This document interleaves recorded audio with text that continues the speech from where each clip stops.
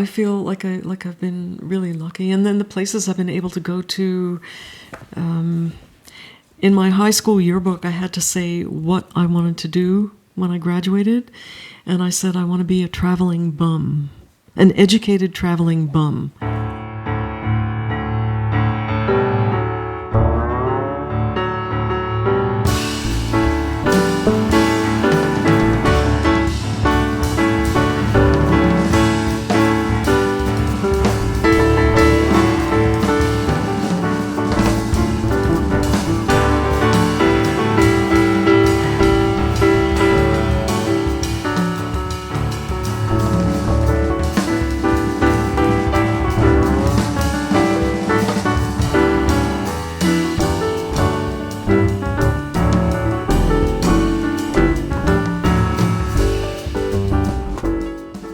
Welcome to the Greenleaf Music Podcast, A Noise from the Deep. I'm Dave Douglas. That is the music of Marilyn Crispell playing with Harvey Sorgen and Joe Fonda. Marilyn's a pianist who's been in the Woodstock, New York area since 1977. She played in the Anthony Braxton Quartet for 10 years with Mark Dresser and Jerry Hemingway. She was also a longtime member of Reggie Workman's ensemble, as well as working with Barry Guy, Anders Jormin, and many, many others. You can see a list of her many recordings at her website, MarilynCrispell.com. We talked about the music, how she first got into it, her work with graphic scores, improvisation, her techniques and approaches, what she thinks about as she's playing, and we talked about many of her collaborators. There's lots of great music in this episode. So I just want to remind you that you can email me directly about this show at podcast@greenleafmusic.com. And if you enjoy the podcast, please consider subscribing to Greenleaf Music at Bandcamp for Labels. To subscribe, just go to greenleafmusic.com and get access to our entire catalog, as well as music that's exclusive for subscribers. You won't hear it any other way. It's a sustainable plan and a way that we're supporting new music and new musicians, and we hope you'll join us. That's greenleafmusic.com, and thanks. Here's the interview with Marilyn Crispell. Thanks for listening.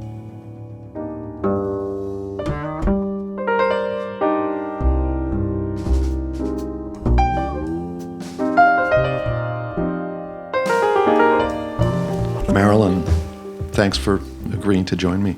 Well, it's an honor to be asked, Dave. It's an honor to have you here. It's amazing. We were listening to this new CD, Dreamstruck, with Harvey Sorgen and Joe Fonda, two old friends of mine. And you played a Paul Motian tune and a Bob Winbiel tune, in addition to improvisations. And so how did that, I wasn't even aware you were playing with them. How did that come about? Well, Harvey and I both live in Woodstock, and I knew Joe not very well, but through the Braxton connection. Oh, okay. You know, because we both played with Braxton for a long time, not at the same time, but... You're talking about Anthony Braxton, right? Yes. Just to clarify. Yeah, so we had that common history, and at some point, a few years ago, Harvey suggested playing together. Great. And I guess he and Joe have played together for a long time. So they put together this recording session up here at studio, and we've done a couple local gigs. And now this recording, Dreamstruck, is out. Bob Winbiel is a friend of Harvey's who wrote that piece for us. He heard us play up here. Really? And he wrote the piece for us. He's a guitar player, right? I think so. Yeah. I know him from way back in the day, too, because he's a longtime friend of Harvey's. And then the Paul Motian tune, you know, there are some books out now of his compositions. There are 2 volumes. And that was in one of the books. I had never heard the tune or heard of it. And I think, in fact, it was recorded once somewhere. Yeah. And I loved it. I played it solo at the Newport Jazz Festival. Wow. And I thought it would be a great showcase for Harvey, you know. Nice. And that's how we came to record that. Are you aware of our friends at the Paul Motion podcast. It's called Uncle Paul's Jazz Closet. It's Cindy McGurl, his niece, does a show about and around the music of Paul Motion or Motian, and a lot of people that play with him. So yes. I'm sure she'd love to hear this record. I loved hearing it. Oh, that's great. I need to send her a copy. Thank you for reminding me. Yeah, because we had asked her for permission to include it. Oh, wonderful. Great, because you have the book, right? It is a great book. Yeah. We've talked about that before on this series. But I think it's, I was in a band with Harvey and Joe in the mid to late 80s called Mosaic Sextet. And some of our early recording stuff together. And it makes me think back to what I've heard about how you came into the music. Of course, Marietta Drummond, who I've interviewed for this series, told me she reminded me that you had written some music for her to play for ballet classes and for dancers. And that was probably a while ago, right? Yes, a very long time ago. I actually wrote a piece for Charlie Hayden that she liked and she played. Oh, I don't think I wrote anything specifically for the dance classes, but she liked a few things I had written. And it's called Tune for Charlie. I've recorded it on a Swedish recording on Alice Records. Yeah.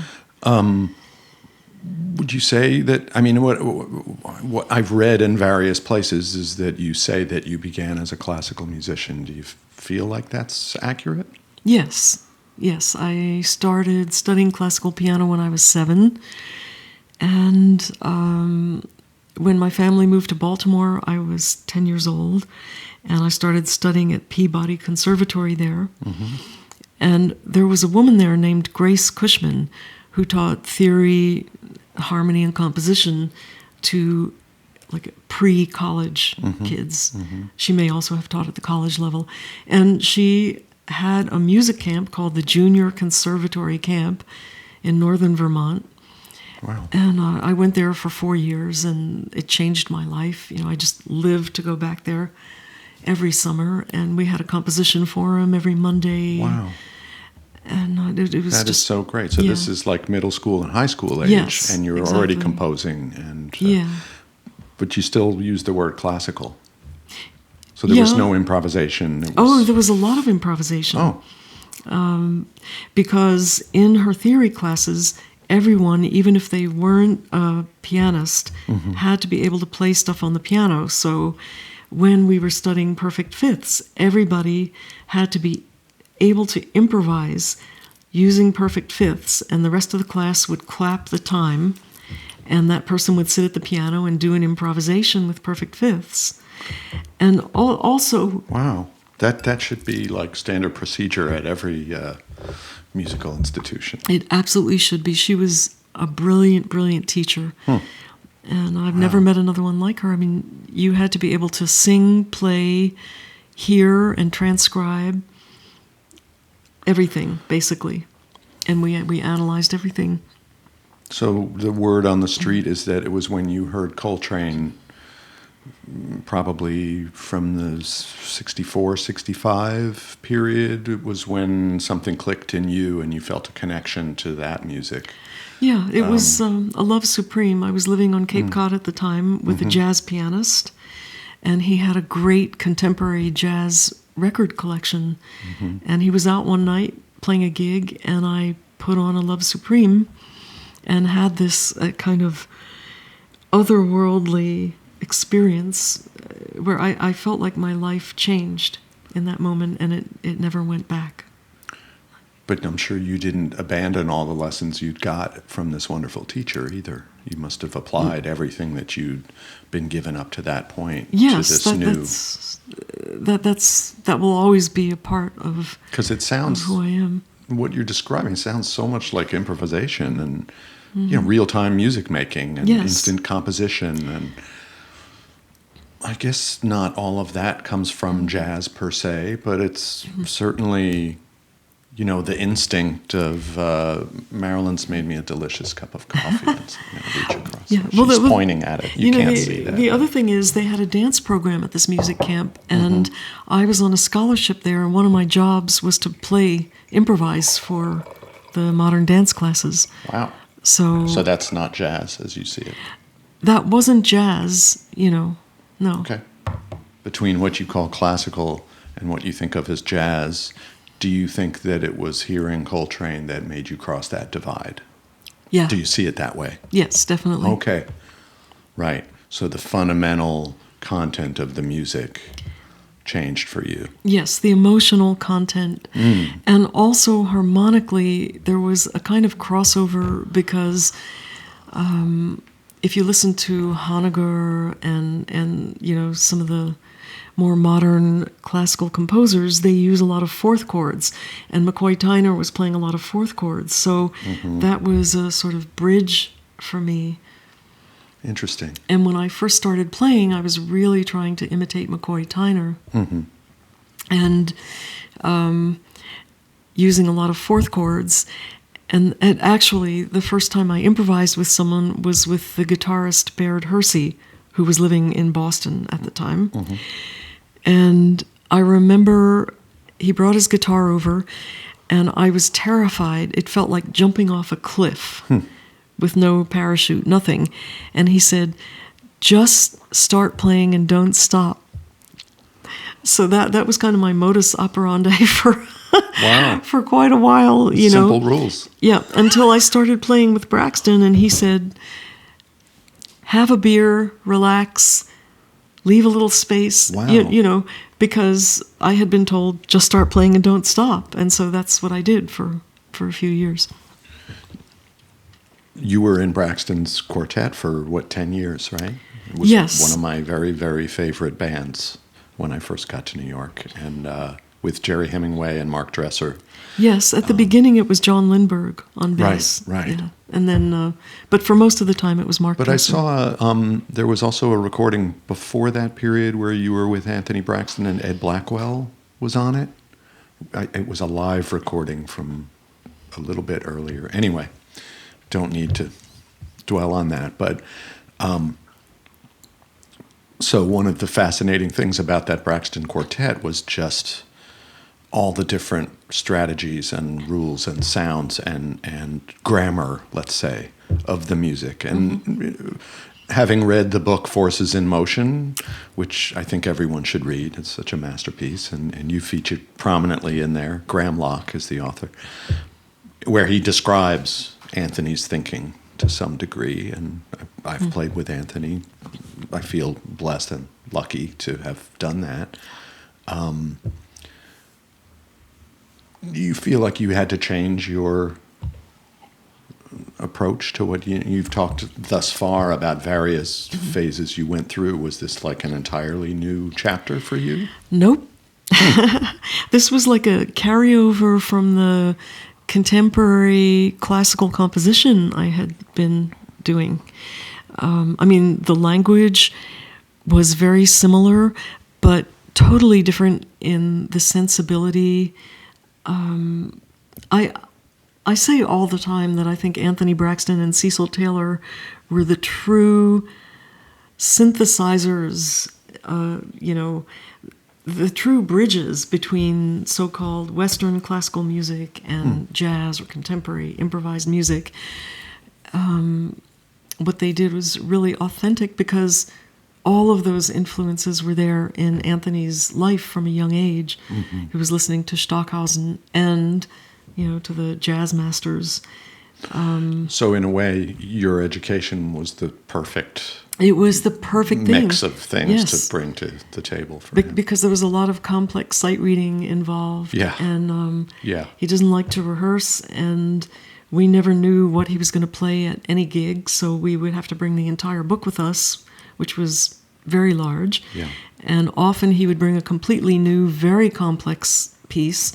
And I remember pages flying around and falling off music stands. Yeah, that was a hallmark of that time. And our rehearsal would be that we would sing through our parts in the dressing room Great. before we went on stage. Yeah. So there was no way ever that you were going to be able to play this thing correctly when you got out there.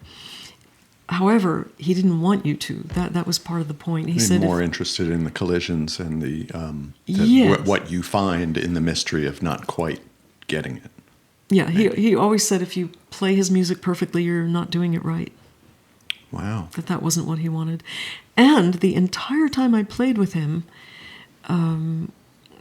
he never, ever criticized anything that any of us did. After every concert, he would say, "Thank you for the music, people." And there were a few concerts where just nothing went right, because that happens over the course of 10 years. Yeah. But he would never comment on it. And it just always, "Thank you for the music, people." Yeah, so dedicated and positive and always... My first gig with him was actually at the Creative Music Studio in New York. He had heard me playing in a George Russell workshop and invited me to play a duo with him that weekend of the week that he was teaching there. And at the end of the concert, he said, "This is my new pianist." And I think he was working on his 4-orchestra piece at that time. And he was preparing for a tour in Europe with his Creative Music Orchestra. Mm-hmm. And so I went with him. That was in 1978. Wow. And that was the first time I had played with him. My first time in Europe, my first time on a plane, probably. Was the whole band from the recording there, or pretty much similar personnel? Because those are the Arista recordings of the Creative Music Orchestra, yeah, right? a lot of the same people. Same people. Wow, mm-hmm. That's amazing. And then we played as a quintet for a while. We played up in Montreal at a club called the Rising Sun, mm-hmm. With Wes Brown, Bakita Carroll, and Thurman Barker. Wow. Yeah. That's great. And that was all before I started playing with the quartet. And we did duo Right. things also, And in a similar period, you were also in Reggie Workman's band, weren't you? That came a little later. Uh-huh. Was there a different syntax that you had to pick up to do that? Very different, and it was very valuable for me. It was very grounding for me because Reggie comes from a more mainstream place, so I was required to play things that I hadn't been with Braxton in terms of harmonies, chord changes, playing things in certain rhythms, times. So it was very, very valuable, wonderful training for me. Wow, wonderful. Mm-hmm. So I want to just get back to a little more music because you sent me so many wonderful tracks. But speaking of people with their own language and great bands, there's this trio with Barry Guy and Paul Litton, and it's called Deep Memory. It's on Intact. You read my mind, Dave, because I was just going to say also Barry Guy is a kind of the third musician with whom I've played a lot over the course of many years. Let's hear a little bit of this Dark Days.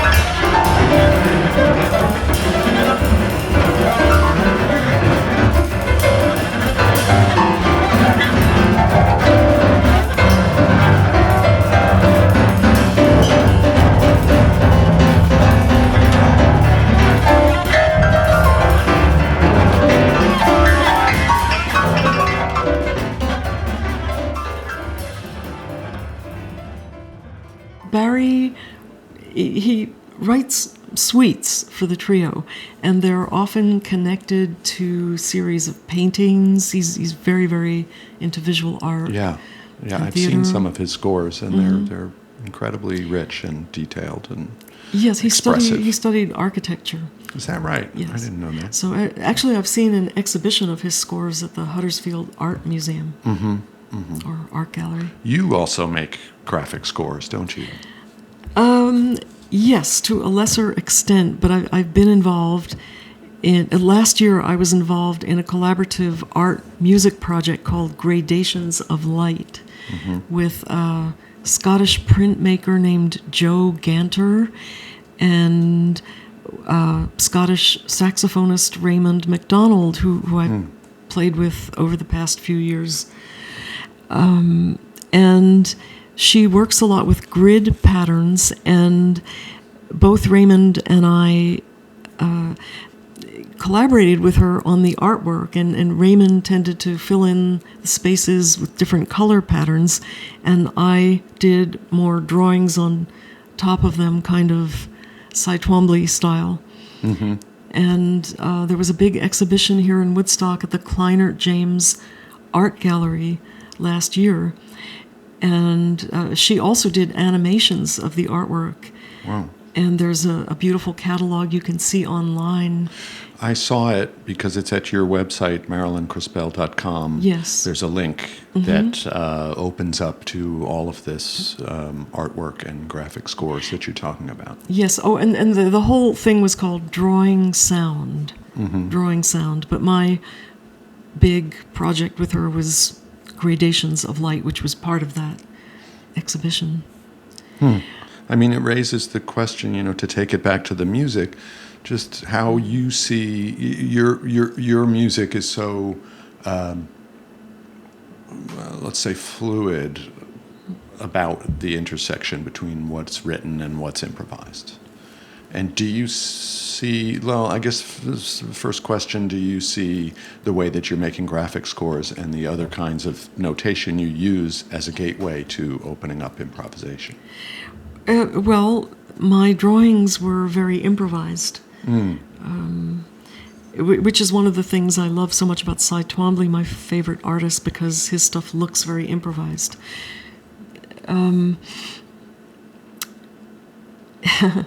Yeah, I don't know how to answer that exactly, other than that the whole process was very improvisational. At the same time, it was guided by Joe. Joe would change some little things if she thought that they would look better a certain way, Yeah. Put something. Well, let me phrase the question from the other side. Okay. When you're playing, when you're the performer, what's your interaction with the score versus your freedom to invent things in the moment? Okay. Yes, that's much more rigid.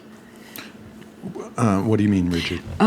Well, there were specific instructions. It wasn't. You mean that the bifurcation between what's written and what's improvised is quite a sharp line?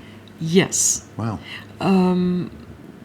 I mean, there would be sections that could be improvised, but basically there were instructions, formats that had to be followed, and that was the whole point of it, that it wasn't supposed to be just look at this image and play your interpretation of it. No, it was the kind of thing, okay, I'll take a section of this artwork and I see there's a pattern of 7 spaces, 3 spaces, 2 spaces, whatever, and so I would create like a rhythm pattern based on that, and I actually wrote out these instructions. Raymond's things were possibly a little more free, like, okay, the purple circle is a saxophone solo, that kind of thing. Somehow mine became much more rigid. I would actually love to just interpret the paintings. Yeah. She said something off mic and I didn't quite pick it up, but that's all right. I think it was a reaction to the word rigid, maybe. Well, rigid maybe has a negative connotation. Maybe I shouldn't say that, but well, more. I mean, I think what's interesting is we've been talking previously in this conversation about, what is classical music and what is improvisation and what is jazz. And you seem to have some pretty developed feelings about that in your own work, right? So stepping away from this particular project, that is the conversation, isn't it? Well, as far as classifications of music, I think the boundaries at this point have been so blurred that that's fairly useless unless you're going to speak about jazz in a historical context in the sense that Wynton Marsalis, would do that. But these days... And a lot of people. I suppose, yeah. I try to stay out of the fray. Yeah, I'm just helping you out there. Stay out of it. Don't go there. The young people I see coming up and the people I play with, most of us have had some kind of a training in all different types of music, and not to mention world music. So, if I had to classify what I do, I usually say I play improvised music, and they'll say, well, is it jazz? And I'll say, yeah, if you have to put a classification on it, jazz, because the principal inspiration came from Coltrane and from the emotional impetus of that recording. And actually, Amiri Baraka, who at the time he wrote this book was Leroy Jones, talks about that and says that, okay, if white people want to play this music, which really started from field hollers and blues, in the black culture, if white people want to play that, it's valid in the sense that they can emotionally relate to it. It's not their history, and I think people do have to be honest about that. Sure, yeah. It's crucial. Yeah. But emotionally, I have to say, I related to Coltrane in a way I possibly never related to anything in the classical music world except maybe Bach. I love Bach. And then there was a lot of gorgeous music. But something moved me in a way with Coltrane that nothing had done before. Maybe because you're originally from Philadelphia. Maybe. I'm kind of half kidding, but okay. So let's hear some of you and Raymond McDonald, the music that came out of this graphic score art exhibit project that you were talking about. Okay, you're shaking your head. So this is a separate project with Raymond McDonald. Yeah. And it's a CD called Songs Along the Way. And I wanted to play some of your track, the piece that you wrote called Beach at New Quay.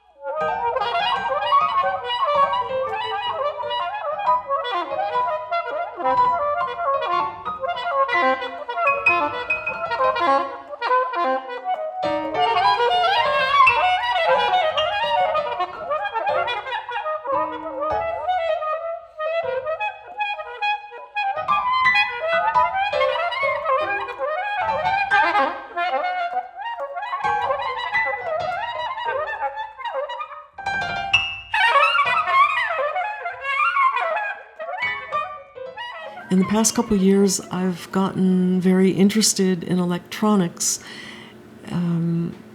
I would have liked to be able to learn how to do that myself, although I refer to myself as a techno dunce, and I just kind of balk at all the machines and wires and programs and all that.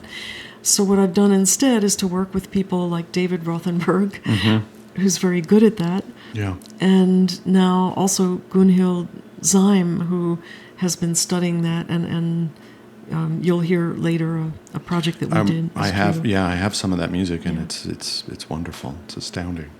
But also, I think, as I was listening to the piece that we just played, your duo, just as a music nerd, just the words that I came up with, multi-layered thinking. And I've always heard this in your playing from when I first heard you back in the day, that you have multiple things going on at once, parameters maybe, that you pick to work with, whether it's intervals or rhythms or some technical consideration or melodic material or even density concerns or dynamics or articulation choices, or and that seems like really particular to you. I just read a book of interviews with Paul Bley, and I'm trying to think of the name of the book, which I've already forgotten. But anyway, he talks specifically about that. Oh, Time Will Tell. That's the name of the book, Time Will Tell. And he talks specifically about deciding what parameters to use in improvisations so that things don't become boring. I would say I used to do more of that specifically. I probably do less of that now and work more from a place of intuition. Maybe it's become so ingrained that you just feel it now. Maybe. But we hear it in the music. Good. That's wonderful.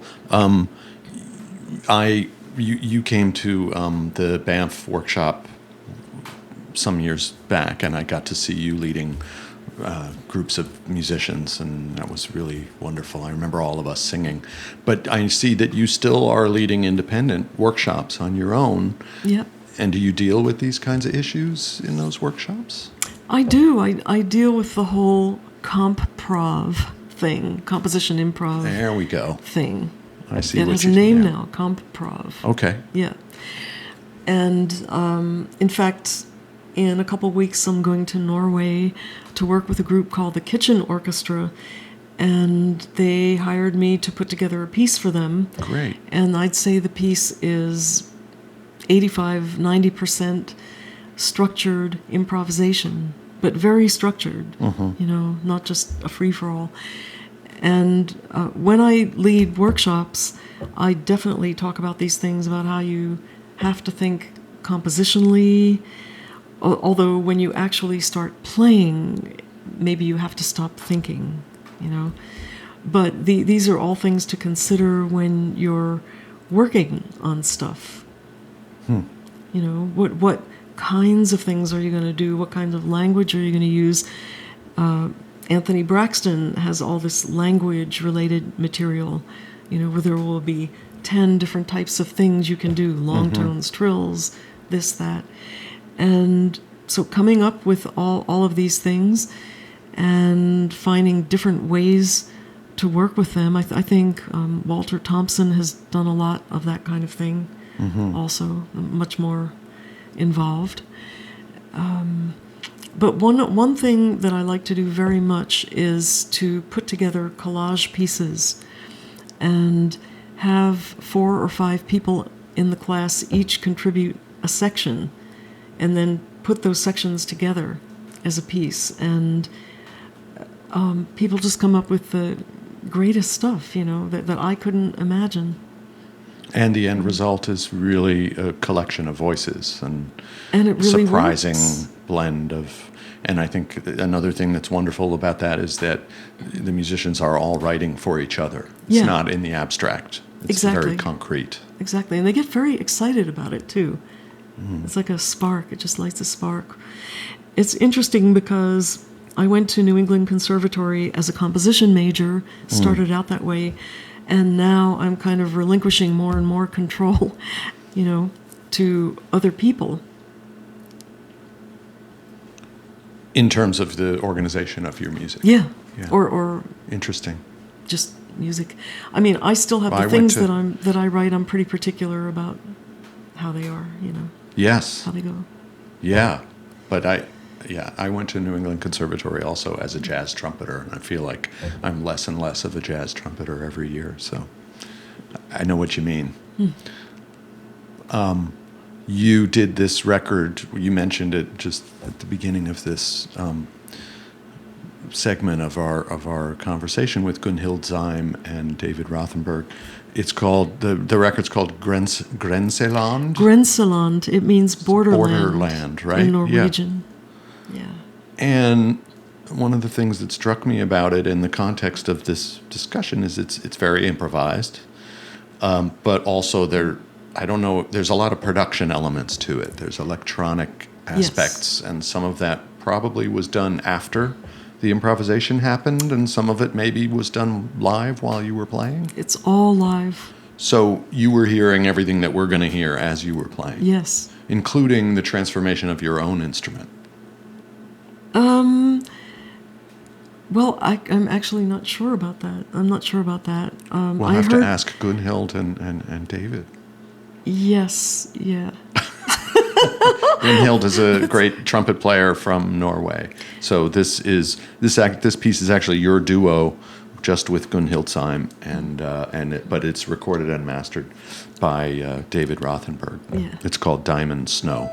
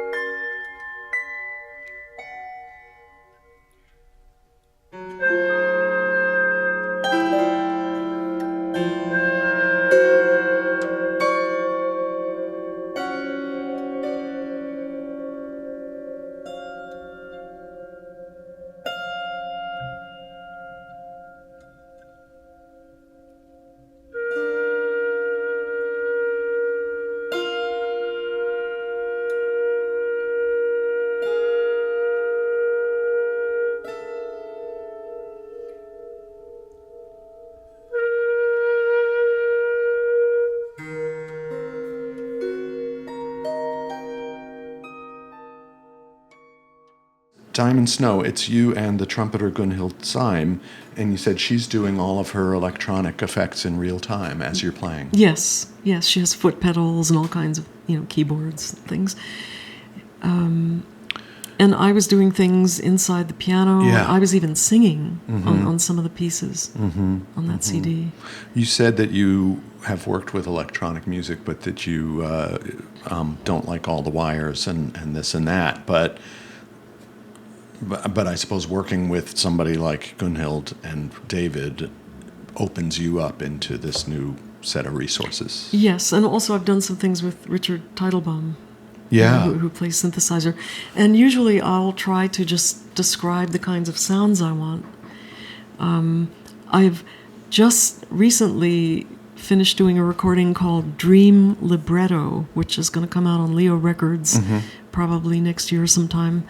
And I wrote a piece that uses electronics, and I would just kind of conduct Richard when he was supposed to play very low tone and then at this very high-pitched tone, conduct him in on those tones. And then he has an electronics solo, and I asked him to include particular sounds, for instance. Yeah. That kind of thing. Language stuff. Language stuff. And that's so composition, but sort of using the new resources. Yeah, so I've kind of taken the lazy way out, I suppose. But they're so good at what they do. It doesn't sound lazy to me because it sounds so comprehensive and beautifully played. And it brings me to something that I want to ask you about, the spiritual aspect of your playing. It's hard to talk about that separate from one's life, but I think that, you're obviously somebody who has a deep spiritual aspect to what you're doing and vision of where that comes from and who we're speaking to with our music, let's say. Again, I would have to go back to that Coltrane evening, that experience. I would have to say was a deep spiritual experience. And this is going to sound very new agey or whatever, but I felt that Coltrane was in the room with me, or some presence was there, and it was exuding an unbelievable love, just love. And I felt like I reached out to this presence. I was crying. I was just completely undone and saying, please help me to become a part of this. Because I wanted to be a part of that music. I wasn't thinking in terms of career at all. Just that, okay, this is where I need to be. This is where my spirit needs to be. Nothing else matters. And that's what drove me to get into the music. And I try to remind myself of that time every time I get totally fed up with the music business, which is about every 5 minutes. I try to remember how that and why I got into moment it. That specific is your moment. Formative Yeah. feeling that you go back to, Yeah. to join the spirit. Yeah. It's all about that, totally. Wow.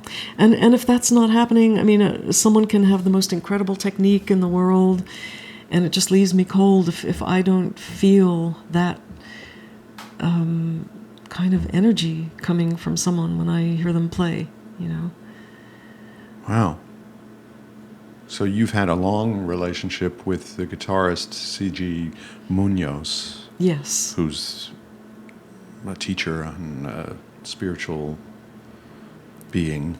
Yes. Well, I suppose we all are, but there's a very special feeling about C.G. and the music that you make with him. Well, there is, because there's also the Coltrane connection with him. I feel a very strong connection between his music and Coltrane's music and Pharoah Sanders. And in fact, he played with Pharoah Sanders for quite a long time.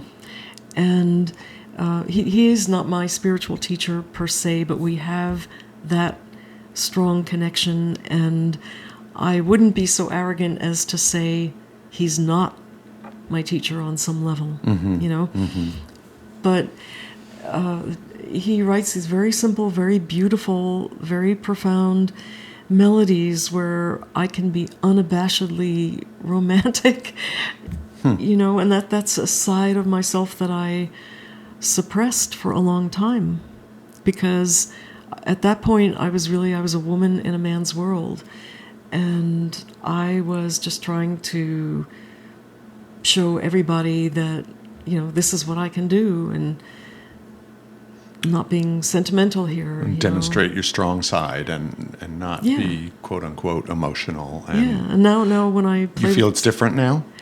Very different, and that started to change in 1992 when I went to Sweden for the first time. There was a festival there called Solo 92, and I heard some of the Swedish musicians play, in particular a bass player named Anders Jormin, and who plays with Bobo Stenson, and records for ECM. And I heard something in his playing that touched me very much. It was a similar experience to the Coltrane one, maybe not on the same world-changing level, but definitely life-changing and music-changing. And because you felt like a new possibility of not having to show, to prove anything, let's say, or of being welcomed in. Yeah, there was a door to lyricism that I felt I was allowed to open. Suddenly.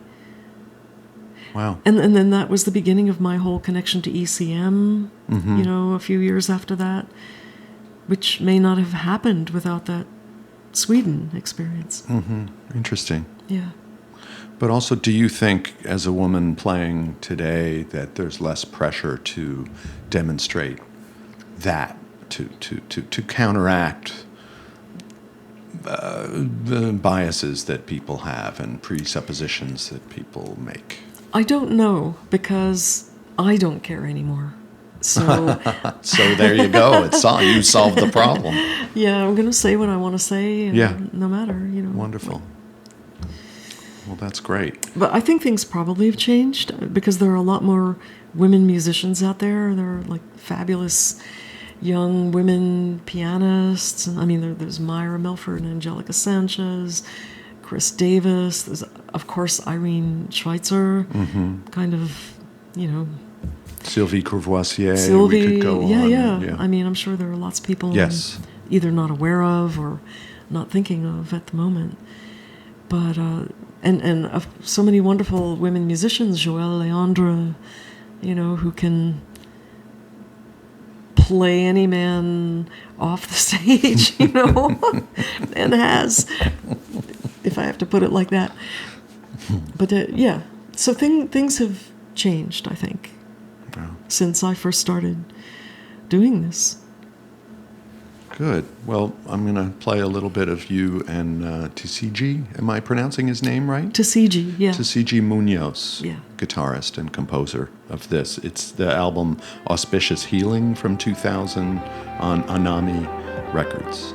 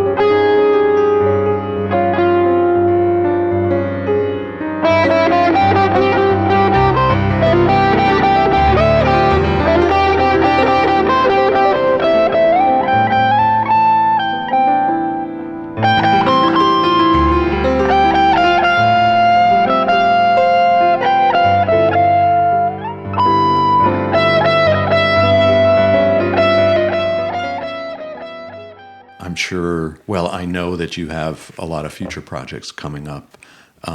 Is there anything you want to tell us about? Well, a few things. First of all, Joe Lovano has started a new trio called Trio Tapestry with me and a drummer named Carmen Castaldi, who lives in Cleveland, who Joe has played with since high school. And that's going to be on ECM. It's called Seeds of Change, and we're going to be doing a lot of touring next year, so I'm looking forward to that. And that's in 2009, just to timestamp it. It's now 2018, so this is coming out next year. 2019. A couple other things. I've started playing two pianos with Angelica Sanchez. We just did a gig at the Greenwich House in New York City. Great, yeah. Playing her music. Very, very nice gig. And I'll be playing with Tyshawn Sori duet at the Kitchen on October 21st. And we've done one other duo, and that's very exciting to play with him. Tanya Kalmanovich, a wonderful violinist I've been doing some duets with, and we're hoping to do some more stuff. Former student of mine from the Atlantic Center of the Arts named Kevin Robinson, a wonderful saxophonist who is developing very interesting intervallic systems of composition, and I've been doing some playing with him. Raymond MacDonald, we didn't speak about that much, but he's the co-leader of a group called the Glasgow Improvisers Orchestra, and he and I have been playing together quite a bit these past years, and I consider that a significant musical relationship. And the last thing that I haven't mentioned is the Creative Music Studio, or maybe I mentioned it briefly, but I came to Woodstock in 1977 to study there and also have taught there. And that has been extremely significant for me because I met many of the people I played with since there, when they were teaching there. And I'll be teaching there again in October. There's now a film made by two German filmmakers that is going to be shown at the Woodstock Film Festival in a couple of weeks. And then there will be a concert after that. About the Creative Music Studio. So Carl Berger and Ingrid Serzo and all the people who've been there over the years. Yeah, and I'm interviewed in the film also. That's where I first heard improvised music, was a concert. I must have been 10 years old. My dad took me to an outdoor concert. I loved it. I was fascinated. Father was scandalized. Really? Yeah. Yeah. So anyway, well, that's not a lot. So you're keeping really busy.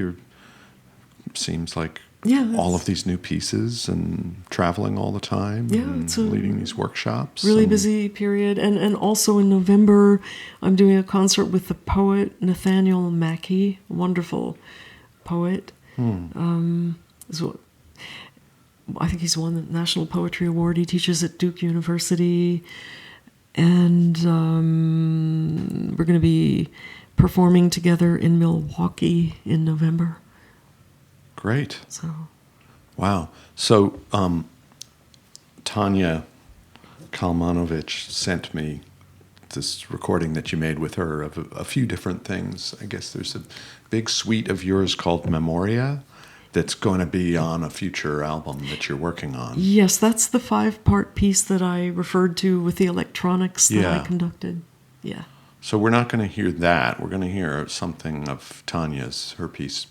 I guess it's called Breath. Breath, yeah. It's and the introduction, it seems like it's an improvised introduction, and then her yeah, and then we play her composition at the end. Very beautiful, simple composition. Wow. Well, thanks for making the time. I really appreciate it. And is there anything else you want to add here?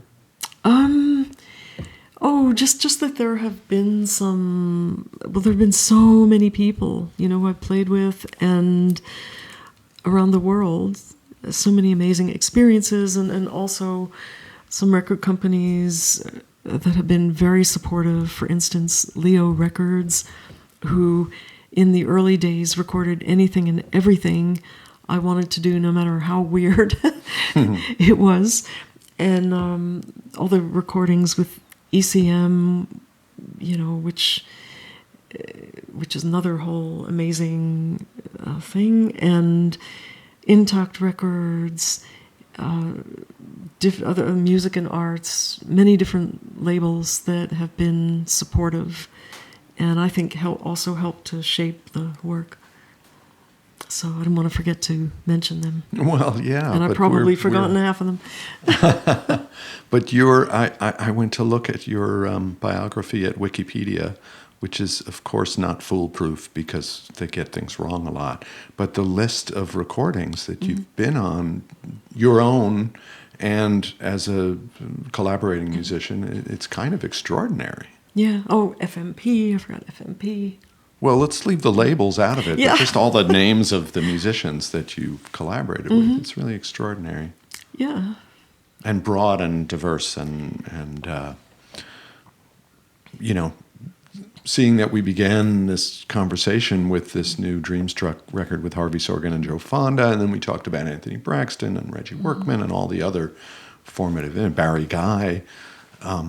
It just seems like such a rich musical world that is still growing and expanding. And I feel like I've been really lucky, and then the places I've been able to go to. In my high school yearbook, I had to say what I wanted to do when I graduated, and I said I want to be a traveling bum, an educated traveling bum. wow. And in a way, that's sort of what I did.